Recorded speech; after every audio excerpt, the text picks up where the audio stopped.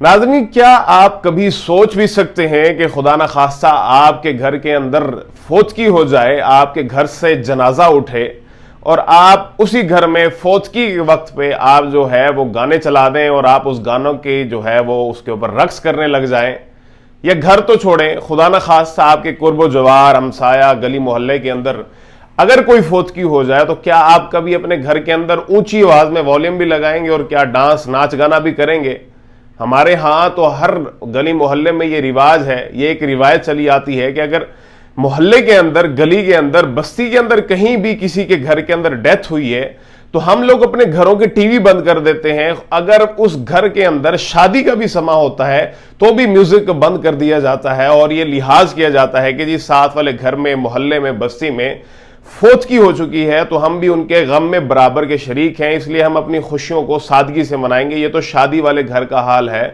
لیکن پاکستان کے اندر ایسے بے درد اور ایسے سنگ دل قسم کے حکمران ہمیں دیکھنے کو ملتے ہیں۔ دراصل ہماری یہی اوقات ہے اور میرے خیال میں ہمارا یہی نصیب ہے کہ ہمارے نصیب میں ایسے حکمران آنے ہیں کہ ایک طرف تو نواب شاہ کے قریب کل ایک ہزارہ ایکسپریس کو حادثہ پیش آتا ہے کہ جس کے نتیجے میں 30 کے قریب جو ہے خاندان اجڑ جاتے ہیں، 30 لوگ وہاں پہ جاں بحق ہوتے ہیں اور 100 سے زیادہ لوگ اس میں زخمی ہو جاتے ہیں، اور دوسری جانب ملک کا جو وزیر اعظم ہے جو کہ ریاست کا سربراہ ہوتا ہے اور ایک باپ کی حیثیت رکھتا ہے،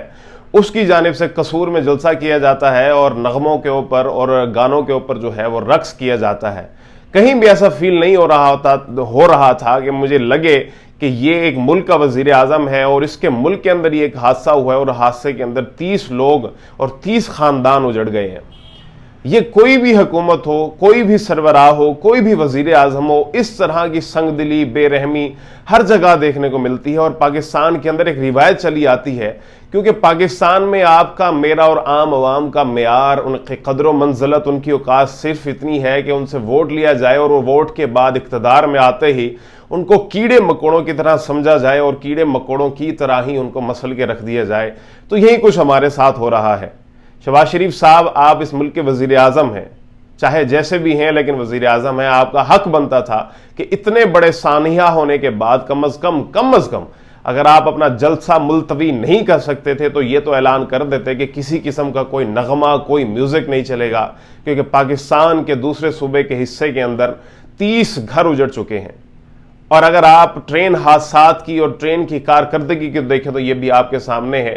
کہ پاکستان کے سب سے زیادہ ٹرین حادثے جتنے بھی ہوئے ہیں وہ سندھ کے اندر ہوئے ہیں، بس ایک بڑی ریشو وہاں سے ہوئی ہے، اور سندھ حکومت کی کارکردگی بھی آپ کے سامنے ہے، ریلوے کی کارکردگی بھی آپ کے سامنے ہے۔ میں اس چیز پہ بولنے کے لیے بڑا سوچ رہا تھا کہ بولوں نہ بولوں کہ اتنی سنگ دل حکمران بھی ہو سکتے ہیں۔ دراصل یہ سنگ دلی ہماری وجہ سے ہی ہے، ہم ایسے ہی لوگوں کو ڈیزرو کرتے ہیں اور ہمارے کرتوت، ہمارے اعمال ایسے ہی ہیں کہ ان جیسے لوگوں کو ہم پہ مسلط کیا جائے۔